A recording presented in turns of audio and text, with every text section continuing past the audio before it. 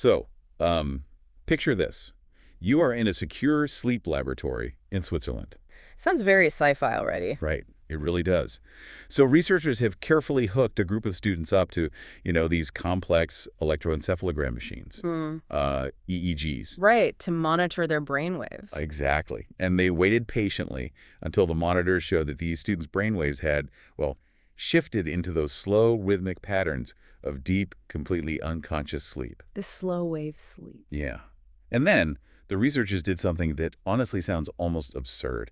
They started quietly playing foreign language vocabulary words, like right into the sleeping students' ears. Which, sounds like a strange prank, right? It totally sounds like a prank. But the next morning, the results basically turned decades of cognitive science on its head. Yeah, the data was undeniable. Because those sleeping students statistically outperformed their peers on rigorous vocabulary tests. And if you really think about it, we all share the exact same ultimate fantasy when it comes to self-improvement. And I'm talking directly to you listening right now. We know you're busy. Right, you are busy. You are constantly trying to optimize your limited time. And somewhere in the back of your mind is this persistent, penalizing dream. Like, what if I could acquire a highly complex new skill specifically, mastering a language like English while doing absolutely nothing? Just completely checking out. Exactly. Yeah. Going to sleep and letting the knowledge effortlessly seep into your brain. It's the holy grail of learning, isn't it? It taps into that very deep, very human desire for cognitive efficiency without, the requisite cognitive effort. We want the shortcut. We all want the shortcut. We want the end result, the effortless fluency, the expansive vocabulary, the perfect accent, and we want it without the grueling hours of staring at flashcards or stumbling through awkward conversations. Oh, I've had so many of those awkward conversations. Right, they're painful, and for the longest time, the scientific community categorized this exact desire as pure science fiction. Like total myth. Yeah, it was lumped in with late-night infomercials promising you can, lose weight by wearing a vibrating belt while you watch TV. Okay, let's unpack this. Because for anyone out there who is feeling completely overwhelmed by traditional time-consuming study methods, this deep dive is going to be a massive aha moment. It really is a paradigm shift. It is. Today, we are pulling from a fascinating, highly specialized English learning curriculum we've been reviewing. And this curriculum doesn't just entertain the idea of sleep learning. It actually operationalizes it. It gives you the blueprint. Right. It explores the hard neuroscience and the highly practical everyday applications of reinforcing language while you are unconscious. Which is wild. So our mission today is to take that sci-fi fantasy of waking up fluent overnight, strip away the infomercial myth, and examine the very real, scientifically backed method of nocturnal memory reinforcement. Because the reality is actually there. Yeah, there's an actual evidence-based reality hiding inside that fantasy, and it is entirely accessible to you. And I think we need to establish the ground rules right up front here. Oh, absolutely. While this methodology is astonishing, it is not a magic spell. Sadly. Sadly, yes. Yeah. It is not going to replace your waking effort entirely. However, it is an incredibly powerful tool for cognitive efficiency. So it's an amplifier. Exactly. Sure. When applied correctly, utilizing the specific protocols we're going to discuss today, sleep learning is a legitimate biological mechanism to amplify the hard work you are already doing during your waking hours. It's about aligning your learning strategy with your brain's natural biology rather than fighting against it. Working with the current, not against it. I love that framing. Working with the biology. But before we can actually use this technique in our own bedrooms, we have to understand the biological machinery at play. The underlying science. Right. Because I'll admit, my old assumption, and probably the assumption of a lot of people listening, was that sleep is essentially like shutting down a laptop. A very common analogy. Yeah, you close the lid, the screen goes black, the hard drive spins down, and absolutely nothing happens until you hit the power button the next morning. Just a total blank state. Right. So how can a powered-down machine learn a language? Well, that shutdown analogy, while incredibly common, is neurobiologically, it couldn't be further from the truth. Oh, really? Yeah. The brain absolutely does not turn off when you go to sleep. Instead, it shifts into a radically different, highly active mode of operation. So that we're kind of busy. Exactly. Throughout the night, your brain cycles through various stages of sleep. You have your lighter sleep, then you plunge into slow-wave deep sleep, and eventually you enter REM or rapid eye movement sleep. Right, the dream stage. Right.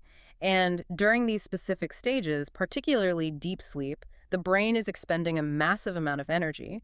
It is actively organizing, processing, and strengthening the memories you formed during the day. So what does this all mean in terms of physical brain structure? Because I've heard the old metaphor of the brain being like an office worker who only does the filing after the entire staff has gone home. It's a nice image, but a bit simplistic. Yeah, that feels a little too simplistic for what we're talking about here. Yeah. If we are actively solidifying language, is it less like filing papers and more like, I don't know, paving a dirt road? Paving a dirt road, tell me more. Like, okay, during the day, I'm driving my car over a grassy field, and that's me trying to learn a new English verb. Oh, I follow. It leaves a faint, temporary tire track. But at night, the brain brings in the heavy machinery, the asphalt, and the steamrollers to make that track a permanent highway. That is a much more accurate and neurobiologically sound analogy. Oh, awesome. Yeah, the biological term for that paving process is memory consolidation. And to understand it, we have to look at two specific areas of the brain, the hippocampus and the neocortex. Okay, hippocampus and neocortex. Right. During the day, when you are bombarded with chaotic new inputs, a new English vocabulary word, a complicated grammar rule, the strange pronunciation of a tricky syllable. Which happens constantly when learning English. Constantly. Well, all that information is initially stored in the hippocampus. Okay. And the hippocampus is fantastic at grabbing new information quickly, Ah. but it has a very limited capacity, and the memories stored there are very fragile. They are your dirt tracks. So the hippocampus is like the RAM on a computer. It's quick, but volatile. If the power goes out, the data is gone. Exactly. If your brain didn't do anything else, most of that daytime data would just degrade and vanish. Wow. That's where sleep comes in. During deep sleep, the brain engages in a process called neural replay. Neural replay, what is that? It literally replays the firing patterns of the neurons that were activated during your daytime learning, but at a highly accelerated speed. Like fast-forwarding a tape. Exactly. And through this replay, the information is transferred from the fragile temporary storage of the hippocampus to the neocortex, which is the brain's massive hard drive for permanent long-term storage. Ah, so that's where it becomes permanent. Yes. The synaptic connections in the neocortex are physically strengthened. That is the asphalt being poured.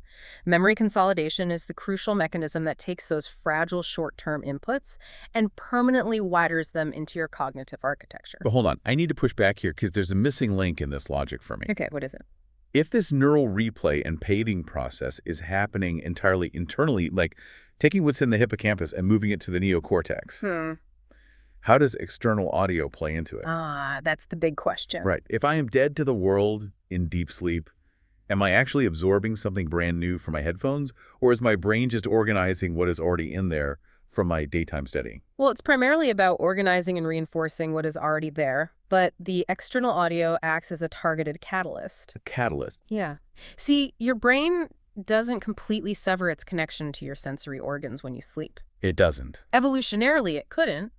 Think about it. If a predator approached your cave, you needed to hear a twig snap. Oh, that makes sense. We'd have been eaten otherwise. Right. So your auditory pathway remains partially open, constantly monitoring the environment.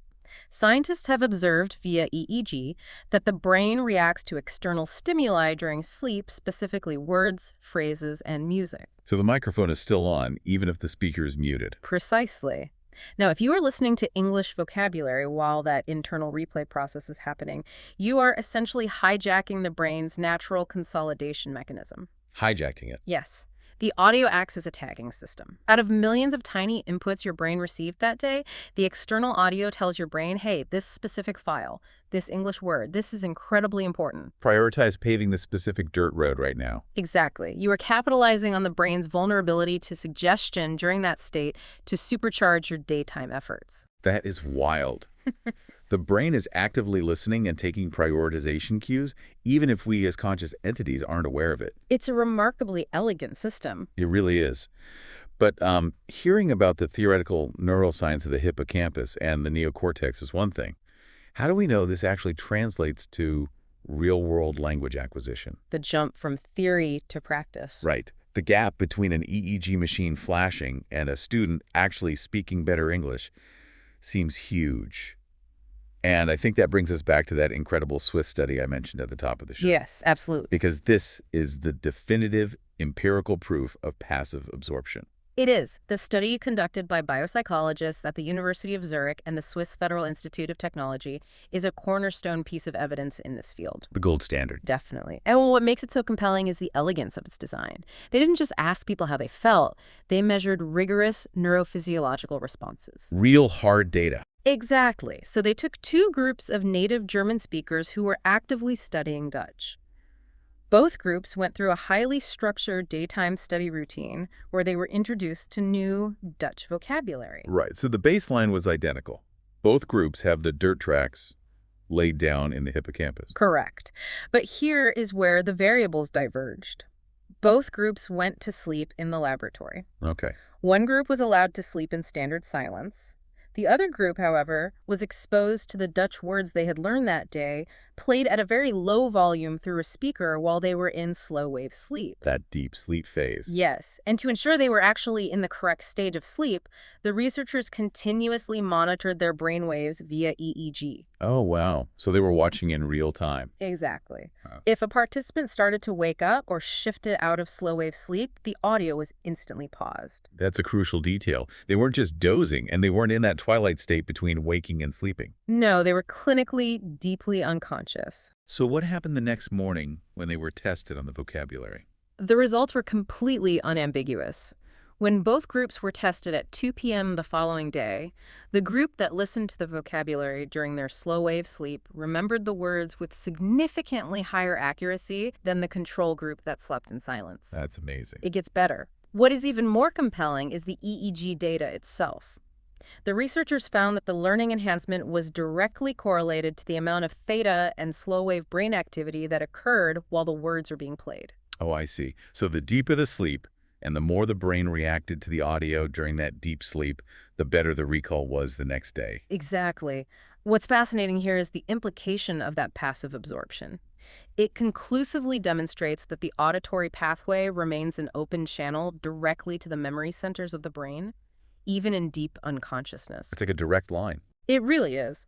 The external cue, the whispered Dutch word, successfully triggered the targeted neural replay we discussed earlier. The study didn't just show that they remembered more words, it demonstrated that the actual quality and permanence of the memory was enhanced by that nighttime reinforcement. Here's where it gets really interesting, though.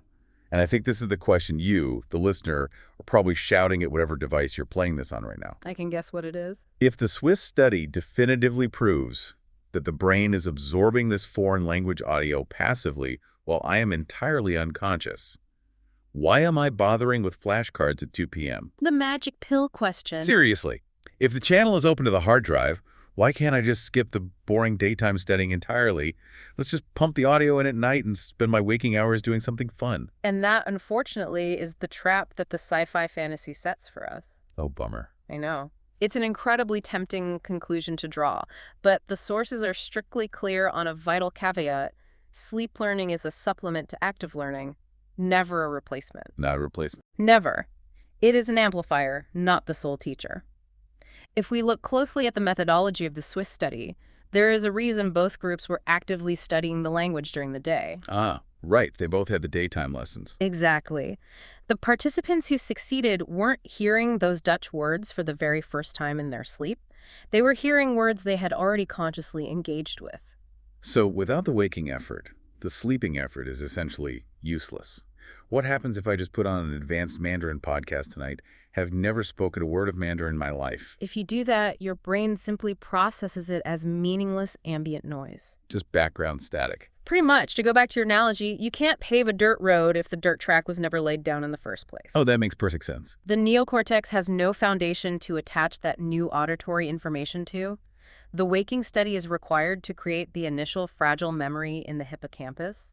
You still absolutely must practice speaking, writing, and actively struggling with the language while you are awake. The struggle is mandatory. It is. The sleep audio takes that necessary waking struggle and supercharges the consolidation of it. Okay, that is a massive distinction. We are acting as our own Swiss researchers, but we have to follow the actual scientific methodology, not the infomercial version of it. Exactly. We have to do the daytime work. But let's say I am fully committed. I am doing my daytime studying, I've got my initial dirt tracks laid down, and I want to set up this nocturnal amplification to get the most out of my effort. Okay, let's set it up. Looking at the sources, I initially assumed I should just play a CNN broadcast or a fast-paced BBC debate all night.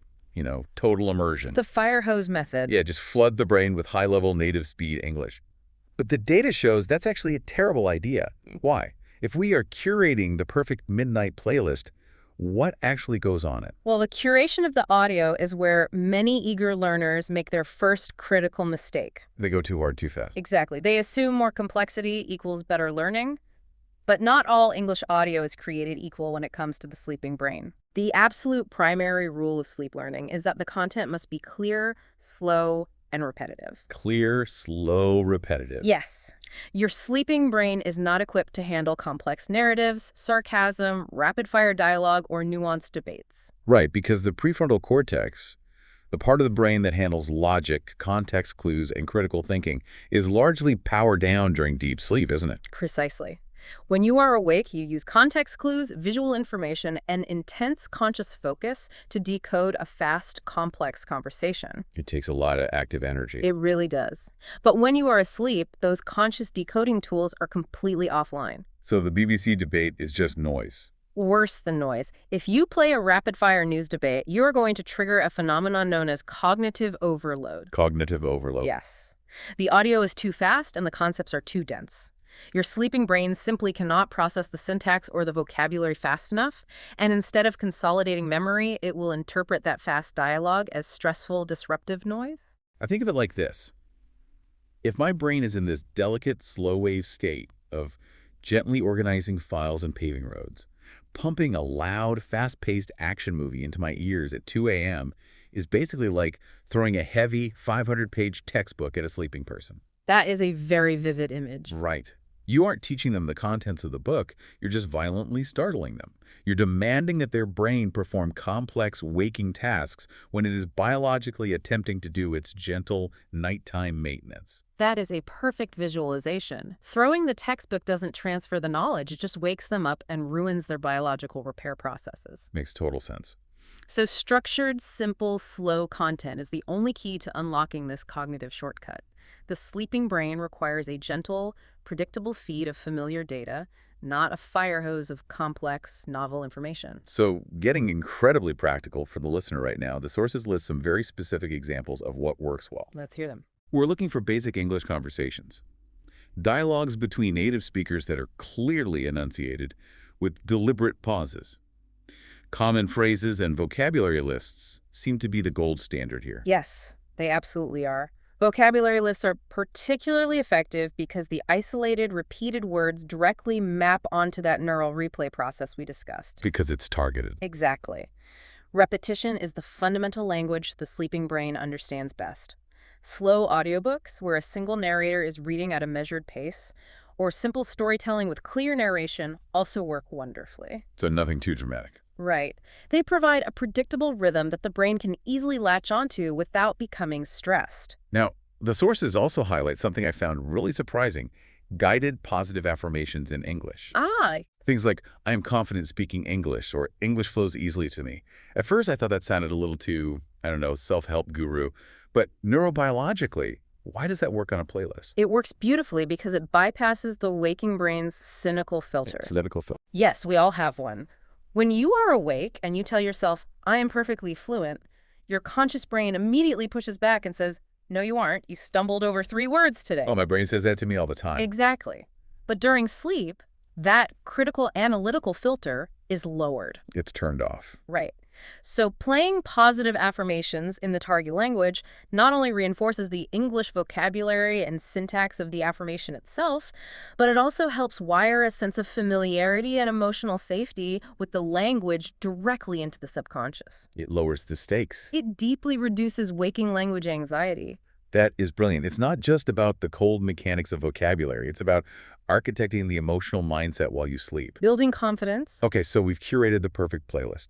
We have slow, clear, repetitive audio. We have some vocabulary lists, basic conversations, and some positive affirmations. Sounds like a great mix. But having the perfect audio file is completely useless if the physical way you deliver it ruins your actual rest. We need to transition from what to listen to how to safely listen to it. Because we are dealing with sleep architecture now. This is perhaps the most critical logistical phase. Okay. Because the inherent paradox of sleep learning is that it absolutely requires high-quality sleep to function. Right. If you're not sleeping, it's not sleep learning. Exactly. If your audio setup disrupts your rest, you completely destroy the exact memoir consolidation mechanism you are trying to utilize. You can't pave the road if the construction crew is constantly being startled awake. Good point. So the sources outline 3 vital steps for architecting this physical environment correctly. Right. And the first one is fairly intuitive. Keep the volume low. It needs to be soft, ambient, and relaxing, not front and center. You don't want to be jolted out of REM sleep by a sudden change in tone or a loud consonant. Exactly. The second rule is choosing the right device. Blasting a massive home theater system across the room is probably a bad idea because it floods the whole environment. Not very conducive to sleep. No. So the sources recommend a small, localized speaker near the bed, or specifically designed, comfortable sleep headphones that won't dig into your ears when you roll over. Those are game changers. They really are. Yeah. But the third rule, this is the one where I really need to push back. Let's hear it. The sources are extremely strict about using a sleep timer. Yes, they are. The strong recommendation across the board is to set a sleep timer so that audio automatically cuts off after just 1 to 2 hours, rather than letting it play all night long. Wait, if I'm the eager, highly motivated learner listening right now, my instinct is to absolutely maximize my exposure. More is better, right? That's what I'd think. If 1 hour of passive absorption is good, isn't 8 hours mathematically 8 times better? Why would I artificially cut off my learning time with a timer? If the channel is open, leave the broadcast running. I get the logic, but more is rarely better when it comes to delicate neurobiology. Really? We have to go back to the sleep architecture we outlined earlier. Your brain doesn't just plunge into deep sleep and stay there. Right, it cycles. Exactly. It cycles through lighter sleep, slow-wave deep sleep, and REM sleep in roughly 90-minute intervals throughout the night. Okay. Now, the deepest, most restorative stages of sleep, the stages where the physical brain is clearing out toxins and where the most profound, heavy-duty memory consolidation occurs, these are highly sensitive to environmental disruption. So by playing the audio continuously for 8 hours, I'm risking interrupting those later cycles. Exactly. If you play audio continuously, especially as you transition into lighter sleep stages or REM sleep later in the night, you run a very high risk of dragging your brain out of its necessary cycle. Oh, wow. You are keeping the brain's sensory processing centers in a state of heightened, continuous alertness. So it never fully rests. Right. It might be mechanically processing the English words, but it isn't getting the deep restorative silence it physically requires to complete the consolidation process. So by trying to aggressively cram more passive learning in, I am actually sabotaging the brain's ability to do the permanent paving. Precisely. It's counterproductive. Wow. By using a sleep timer set for roughly 90 minutes to 2 hours, you perfectly align the audio with your first, typically deepest sleep cycle. Hitting the sweet spot. Yes. You allow the audio to play while you drift off, capturing that initial window of slow-wave sleep. But then, the timer shuts the audio off, granting your brain the profound silence it needs to plunge into undisturbed deep sleep and REM cycles for the remainder of the night.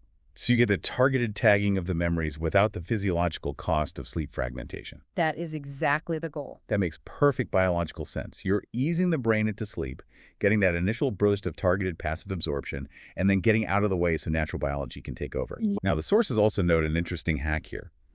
Integrating soft background music, white noise, or gentle nature sounds with the English audio can actually improve relaxation and focus during that initial 90-minute window. Yes, that's a great technique. It masks sudden audio spikes and trains the brain to associate the English practice with physical relaxation. It acts as an acoustic blanket, smoothing out the transition into sleep while still delivering the linguistic data. Okay, so let's visualize the timeline here. Yeah. You've curated the perfect, slow audio. You've set up your comfortable sleep headphones. You set the timer for 90 minutes. Script is complete. You fall asleep. The first sleep cycle does its heavy lifting. The audio cuts out, and you sleep soundly. The next morning, the sun comes up, your alarm goes off, and you wake up. A new day begins. What happens now? Because I assume the process doesn't just magically end when I open my eyes. This raises an important question, and it brings us to the most critical waking behavior in the entire sleep learning protocol, the golden rule of re-exposure. Re-exposure. Yes, how do we bridge the nocturnal work with our diurnal reality? Right. The ultimate best practice, according to the research, is to ensure the loop is fully closed. We touched on this with the Swiss study, but it is the foundational rule. You must listen to familiar content. Just stuff we already studied. Right. You study specific new vocabulary during the day, you listen to that exact same vocabulary at night, and then crucially, you engage with it again the next morning. It's a continuous self-reinforcing loop. Day study informs the night listen, and the night listen reinforces the day study. Exactly. But if I'm a listener trying this for the first time, how do I actually know if the loop is working? I mean, I was literally unconscious when half of the work supposedly happened. Right, you were asleep. How do I prove to myself that the asphalt was actually poured? The sources provide a very clear, highly actionable answer to that. You have to actively test yourself the next day. Actively test. Yes. You cannot just wake up, assume a miracle occurred, and move on to the next chapter of your textbook. You have to actively interrogate your memory to see what stuck. Okay, how? The recommended methods are straightforward but require conscious effort. Try to repeat the specific words you heard the night before out loud.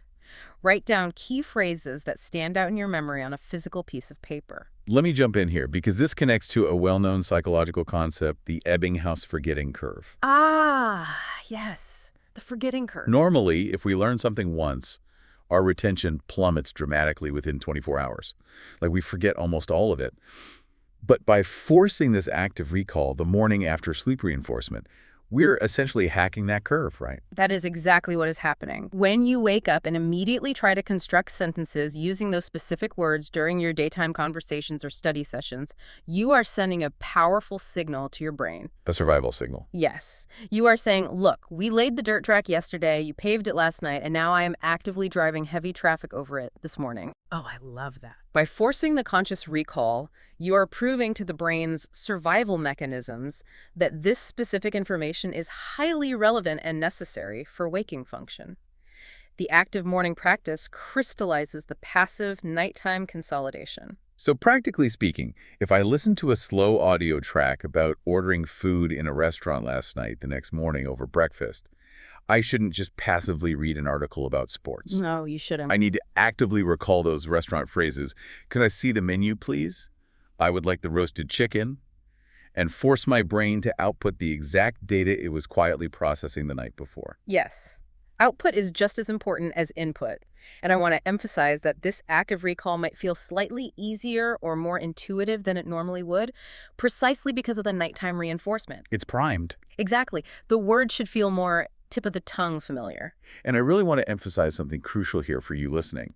This entire system, the daytime study, the nighttime audio, the morning recall, it requires consistency. Consistency is everything. It is so incredibly easy to try this for one single night, wake up, realize you aren't magically delivering a flawless TED Talk in English, and immediately give up, dismissing it as a scam. Very common trap. But sleep learning is a fundamental biological process, and biology takes time to adapt. It's akin to physical exercise. You don't go to the gym for 90 minutes, wake up the next day, and expect your physical anatomy to be completely transformed. Exactly. One workout doesn't make you an athlete. Right.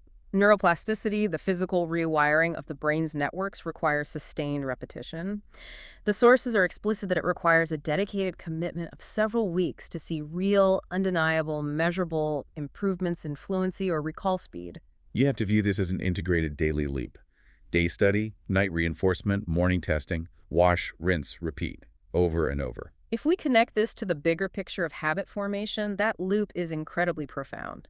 It shifts language learning from a discrete, isolated task that you begrudgingly do for 45 minutes at your desk into an integrated, holistic part of your entire 24-hour biological cycle. Your sleep becomes an active participant in your personal growth. Beautifully said. Now, theories, neurobiological models, Ebbinghaus curves, daily loops, this all sounds incredibly compelling on paper. But does it work in the real world? Exactly. I know exactly what you're thinking as you listen to this. Does this rigorous, highly structured routine actually yield tangible results for regular, exceptionally busy people? People with demanding jobs, university classes, and overwhelming daily schedules. Let's look at the data. Let's move out of the laboratory and into real-world application, because our sources highlight two highly specific case studies that show exactly how this methodology adapts to different human needs. Yes, the case studies of Emma and David are perfect illustrations of how versatile and effective this method can be, provided it is thoughtfully tailored to an individual's specific linguistic deficits. Let's look at Emma first. Okay, so Emma is a university student from Spain. According to the case study, her primary struggle with English wasn't necessarily a lack of vocabulary. Her main hurdle was pronunciation, fluidity, and understanding natural sentence structure when speaking with native speakers. Right, so if her primary problem is the physical pronunciation and the rhythm of the language, simply playing a dry, dictionary-style list of isolated words at night isn't going to solve her problem. No, it wouldn't. She didn't need more data points. She needed the music of the language. Exactly. Her structural need was phonemic awareness. So she intelligently tailored her sleep audio. Instead of vocabulary lists, she chose to listen to recordings of simple, natural English conversations every single night. Oh, that makes sense. Right. She exposed her sleeping brain to the organic cadence, the natural pauses, the linking sounds, and the specific intonations of native speakers interacting with one another. She gave her brain the blueprint for the rhythm. Precisely. And the result. After 2 months of consistent application, and notice that time frame, 2 entire months of the daily loop. It takes time. It does. But she reported a significant, noticeable shift. She found that she could understand spoken phrases much more easily and intuitively during the day, and her own physical ability to repeat those phrases with accurate, natural pronunciation had markedly improved. That is such a fantastic aha moment. Yeah. Because she used those passive nighttime hours to absorb the underlying music of English. Her waking, conscious mind didn't have to work so desperately hard to process and translate the rhythm in real time. It became automatic. It just felt natural. Okay. But what about the second case study? David's situation was entirely different, both linguistically and logistically. Yes. David, who is based in Japan, represents a completely different kind of learner profile. He had an extremely demanding, highly scheduled professional life, probably exactly like many of the people listening to this deep dive right now. Oh, for sure. He simply didn't have hours of free time every day to dedicate to immersive study, and his primary urgent goal was raw vocabulary acquisition. He just needed words. He needed to drastically increase the sheer number of English words at his immediate disposal for his work. So for David, listening to long, natural conversations might actually be too distracting or too inefficient for his specific goal. He didn't need the rhythm. He needed the building blocks. Correct. David's requirement was semantic memory, raw, usable data. So he curated his midnight playlist entirely differently than Emma. He chose audio that featured highly structured English word lists, immediately paired with clear, simple example sentences. Very utilitarian. Very. It was dense, predictable, and highly targeted toward his professional vocabulary needs. He played this specific audio during his first sleep cycle. And how did that targeted raw data approach work for him? The outcome for David was that over a sustained period of weeks, these previously unfamiliar new words began to feel deeply intuitively familiar. When he was in an actual waking professional conversation, his recall speed, the time it took to grab the right word from his memory, was significantly faster. Because the roads were paved. Because the words were already paved into his long-term neocortex storage. He didn't have to consciously search for them. They were just there. I love comparing these two examples because they prove that sleep learning isn't a rigid, one-size-fits-all gimmick. Not at all. Whether you are prepping for a major presentation and desperately need natural conversational flow like Emma, or you are an overwhelmed professional who just needs to rapidly memorize a massive list of technical terms like David, this targeted approach deeply respects your time. It adapts to the user. Right. Emma needed natural structure to fix her rhythm. David needed raw data to fix his vocabulary gap. Both achieved genuine, measurable fluency enhancements because they applied the specific tool of sleep learning correctly over a sustained period of time. Exactly. They didn't treat it as a magic spell. They treated it as a highly specific, customizable cognitive tool. They engineered their audio to fix their specific waking deficits. And most importantly, they respected the strict biological rules of the process. The low volume, the timer, the daytime practice. Those non-negotiables, yes. Okay, we have covered an absolutely massive amount of ground today, pulling apart the science, the methodology, and the reality of this curriculum. It's a lot to take in. It is. Let's quickly distill this complex journey so you, the listener, can take this information and actually use it in your own bedroom tonight. Let's do a recap. First, sleep learning is absolutely real, but is not magic. It relies entirely on the brain's natural biological process of memory consolidation, that paving process during deep and REM sleep. Fact number 1. Second, the Swiss study unequivocally proves that passive absorption works, but only as an amplifier for active daytime study. You must lay the dirt track while awake. No free rides. Third, your playlist curation is make or break. The audio must be clear, slow, and familiar to avoid cognitive overload. No action movies. No C&M debates. Fourth, you must fiercely protect your deep sleep architecture by keeping the volume low and using a 90-minute sleep timer. Do not blast audio all night and fragment your rest. Protect your sleep. And finally, you have to close the loop with active morning testing. And you must remain absolutely consistent for several weeks to see the rewiring take effect. If you respect those parameters, it is a phenomenal evidence-based framework for anyone looking to optimize their language learning journey and reclaim some of their time. So here is my direct, actionable challenge to you, the listener. Don't just listen to this deep dive, nod your head, and move on to your next task. Take action. Put the science to the test tonight. Pick one highly specific, familiar topic or vocabulary list that you actively studied today. Find a slow, clear 1-hour audio clip of that exact material.